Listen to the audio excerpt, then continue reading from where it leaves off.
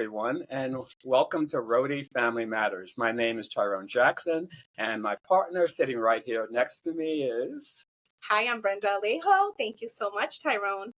Yes, and who do we have today? Who's our guest today? So today we have one of my favorite people here, and her name is Chris Brown, and we are super excited to have Chris here.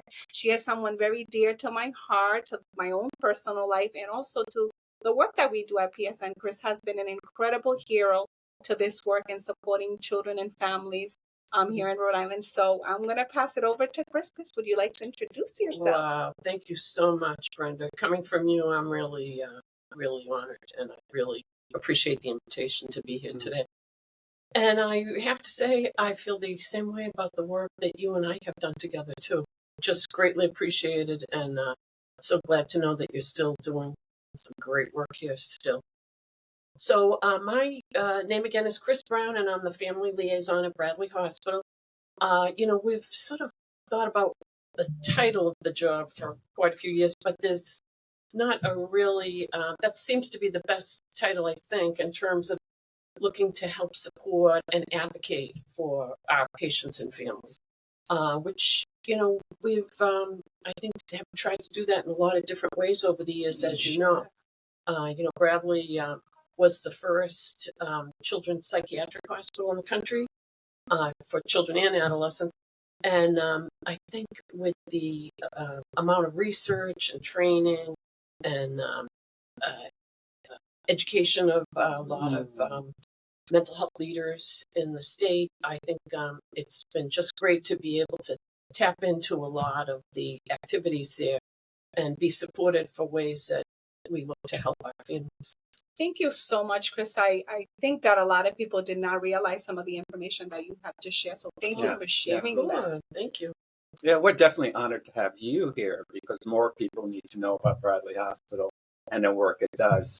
And your voice is going to be out there and to kind of champion on what Bradley Hospitals are doing. So very cool. You want to talk to us a little bit more about what you do specifically? Sure. Well, one of the things that I loved early on when I even was first new at Bradley was the amount of support that the leadership of the hospital gave me to be able to decide ways to look to support parents getting through the system or getting connected with resources, meeting with the other families. So I've always enjoyed that we can try out new things, whether it's a new support group or a new family advisory council or education, which was always very important to me. Being a family member myself, it was very important for me to get into this work as an advocate. Beautiful. And I think those of us I think there are many of us who work in the mental health field who have had personal experience. And I think it just makes our work so much more meaningful, and it gives meaning to the, difficulties or suffering that our own families have gone through to be able to hopefully play things forward somewhat. Yeah. Thank you so much, Chris, for sharing that. Chris, so how many years now have you been at Bradley Hospital? I know that you've been in my life for a good 20 plus years. Yeah. So I'll tell you, I will be having my 35th anniversary later this year, hopefully. And early on, one of my first, I think the very first advocacy training that I went to was through PSN. I think PSN was just a few years old at that time. And I believe the leader of PSN, the executive director, might have been Jane Keene. Maybe? Yes, that is correct. Who was a wonderful resource for me and got me involved with an advocacy training that I really benefited from. It was great. It was a teacher who ended up having people identify how long they've been advocating. And I ended up being the person who had been had the longest history of being an advocate back then, because my brother was only 7 when he had his accident and had a traumatic brain injury. And it was interesting for me, who was just getting into an exclusively mental health environment, that I felt that I had a lot to offer through this training and that teacher. So it really impacted me that how much one person, one comment, one exercise could make a difference.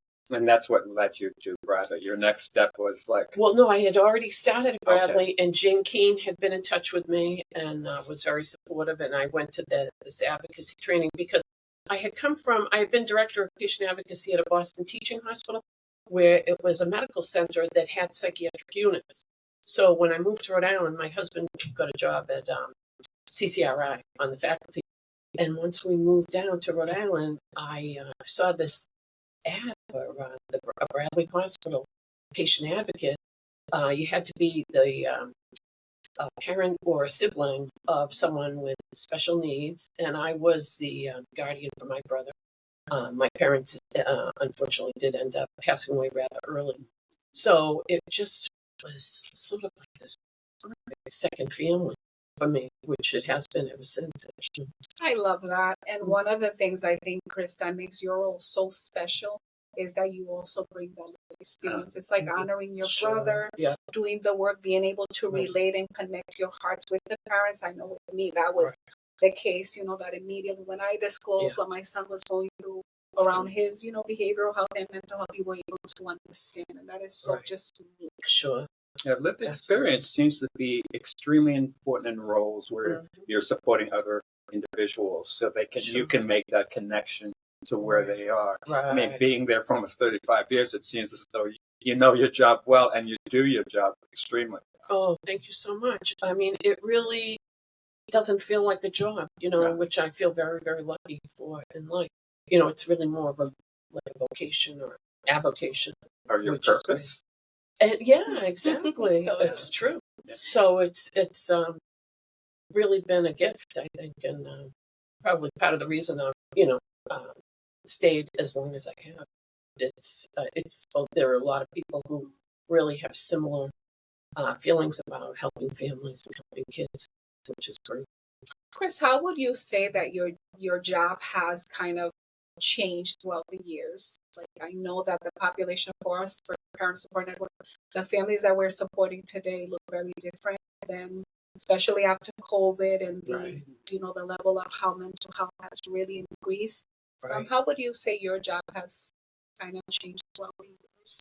Well, it's so much of it changed, I think, along with society. The social media and technology has made such a huge impact. We used to get letters in the mail or have written paper surveys. Now we have electronic surveys, and all of our communication is generally email. There's no more bulk mailing. I used to have a whole team of volunteers to do bulk mailing. Forget that. I haven't done that. Hit a button. Yeah, hit a button.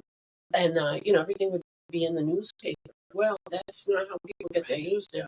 So there's a lot of that. But I think on top of it, there really are so many needs that kids have now that really, we just don't see the same level of community support, which, really I think is a loss, whether it's your local church, I used to run a lot of religious events at Bradley along with educational events, and, the numbers of people attending just kept going down. But that, just so many different types of supports, I think, makes a difference. And then we do have a lot of families who really have a lot of resource needs. And that's, you really, part of my job is really collecting information about resources that are available. Because if you're a single parent, and even if you're not, I mean, if you have a child with serious mental health issues who's going through a bad time, you probably are not going to be able to work unless you happen to be lucky and have family who can help you out with that, or child care or whatever is needed. So I think I don't really think it's any easier, even though, you would think after all these years there'd be an easier continuum of care. Waiting lists everywhere. I think a lot of individuals, I think Brenda and I both here, are talking about the continuum of care, that a lot of families get lost when they're moving from one facility or one agency to another. I know. And you've kind of led me into a question I was going to ask you, which I still will, which kind of answered. What has been your greatest challenge, or what is your greatest challenge now? Well, I think there are so many needs that really, the first challenge I think of is having the time to really do everything that I'd like to get done for projects or families, etc.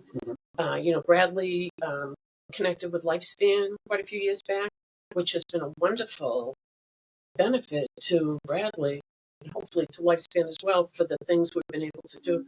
And with that, though, there's a lot of activities related to a lot of quality initiatives, safety initiatives, patient experience initiatives, which are wonderful, but it's just, you really need to be very strategic, I guess, in a way that we didn't have to be. And I think every part of life is like that now. Yeah.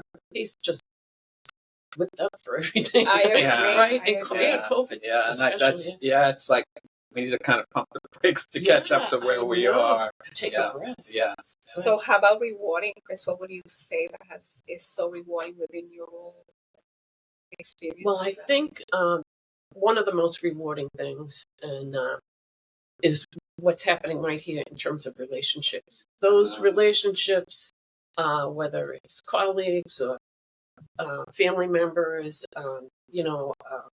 patients who've grown up, who have children at Bradley. I actually had a former patient who I didn't even recognize her, visiting a child who was one of her children, unfortunately, in the hospital, who stopped me and said, "Oh, you helped my mother when I was little," which is like, wow, that's so amazing. That is I know, and I couldn't believe she it's almost like the gift that keeps on giving. Yeah, right. And I'm sure therefore you've touched many souls along the way. Well, I've certainly irritated a few people. No doubt about that. But that is part of the process when you have people who don't maybe have the same perspective or disagree, whatever it might be. You sort of have to zigzag your way to that resolution or ability to move forward. And so in that process, that can be. So would you say that, being at Bradley also is giving you more lived experience so that when you have individuals approach you, you can sense what they need or don't need and be able to offer them in a way that works for them? I'd like to think so. I think that is true partly because of mistakes I've made, where I learned now, I'm a much better listener than I was when I started there. Although I think as a family member, it just was never that hard for me to listen because I could see pretty quickly that just hearing the story was a big part of the solution, Yeah. And a lot of times just overtelling the story, you could just watch somebody's body language just get relaxed and, the anger just sort of oozing out. So, but, you learn that. Oh, Chris, as I'm listening here to you speak, I just know how much, incredible feedback we get about the support that you're able to bridge between the families and the environment. It could be a very scary place to be, if your child is being admitted due to mental health and the uncertain of what an evaluation, all of that can bring. And you have always been kind of like that glue to really hold the families together and really, be the face and the welcoming leader that you are at Bradley Hospital and providing those resources. Thank you so much, Brenda. Again, coming from you, it really means a lot to me. Yeah. It really pretty much states how extremely important your role is. Because, when things are going on in the hospital, the clinicians don't always have the time to nurture. And I'm seeing you as that nurturing aspect that you can make that connection so that individuals or patients, family members can feel very comfortable, and then they can engage with the doctors and so forth. And then at the same time know if they're confused about something, that they can come back and talk to you and get that support. Yeah, that's certainly my goal. That's what I am trying to do. And I, welcome people to check in, I'll say, is it all right if I check in with you in a few days, see if things are going better or, whatever it may be. Because, you have to meet people where they're at. Some people like a lot of information. Some people really don't. So it's nice to try to be able to meet somebody's needs if they do have special needs of their own. Which, And just many of our parents do. That also. alone, Chris, just that alone, I know as a mom, that have had to navigate the system, just someone being on the other side saying, you know what, can I check in with you? How can I gather the most important resources that you need? How much and how little do you need of these resources? Or even when we're at the hospital, just someone saying, listen, did you eat? We'll take some time for yourself, that reminder. And I know that you bring that, to Bradley Hospital. Right. So thank you. Well, the other thing that I was always very important to me, and I was able to work on it many times with PSN, were those educational events. I remember a wonderful panel discussion that we organized years back for the first time on the topic, for me, of transition to adulthood. And it was so interesting. We had a person from the transition coordinator for each state department at a table for the panel discussion, and none of them had ever met each other. So it was just such a good feeling. And I've, sought the sense of having people connect, not just among, parents getting information or family members, but also among professionals who need to know information too, as opposed to all those silos of that even in a small state can really prevent you from getting resources you need.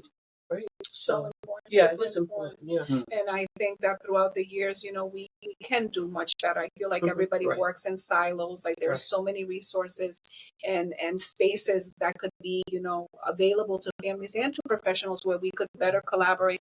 And I see a lot of that to this day, missing. So we thank you, for mentioning that and being able and willing to, to share the resources and how we can better work together, and even bringing, the professionals, the families, everyone together for those resources. Particularly as old as Bradley Hospital is, you would think that there would be more joint ventures or collaborations between other agencies. Well, we do have a lot of collaboration with many agencies. Yeah, in all different ways, whether it's having nursing students from a local, nursing program, or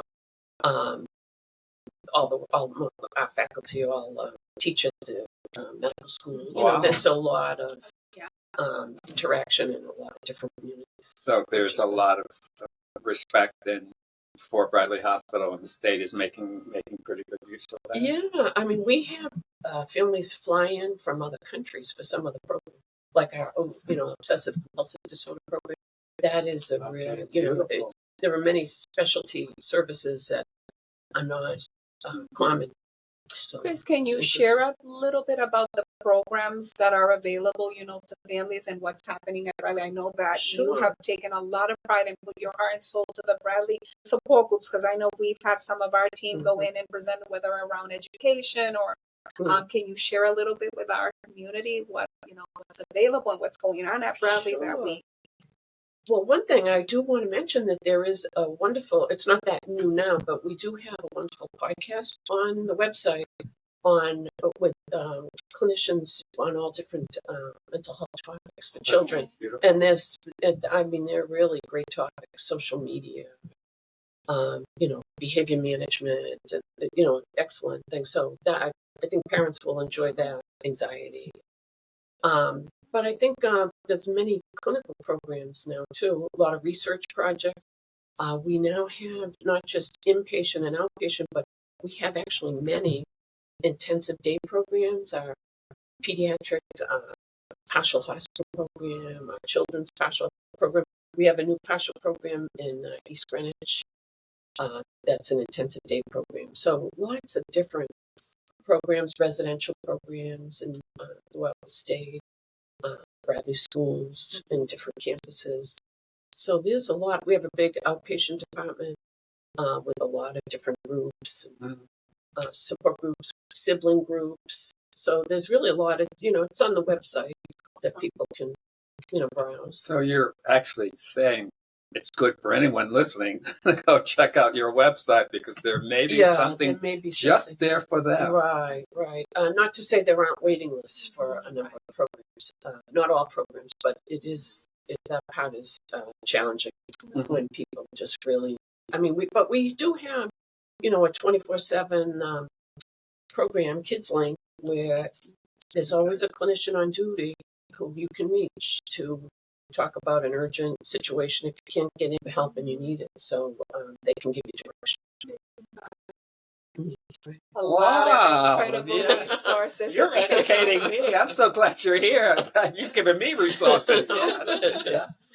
Absolutely. This beautiful. is great. This is great, Chris. As we said at the beginning of our podcast, thank you so much for taking the time to come and spend a little time with Tyrone and I and just sharing, more about Bradley Hospital. I know so much about Bradley Hospital, but we've grown so much, and I feel that the hospital has grown as well. Yes. I will be sure to share many of the resources that you have shared with, the families that we work with, because as we know, yes. Do you think it's a good idea, perhaps, to invite Chris back to talk to child and family, and so that the staff could, they're going to learn a lot Absolutely. through the podcast. So I think it would be nice to have the staff here and ask you questions and so forth as well. Sure, anytime. It'd be my pleasure. Thank you so much, Chris. Yeah. Well, thank you, Tyrone and Chris. Again, thank you so much, and God bless your heart for all of this incredible work and Definitely an commitment. honor. Thank you, and for your work too. Thank you. My pleasure. And thank you for joining us for another edition of Rhody Family Matters.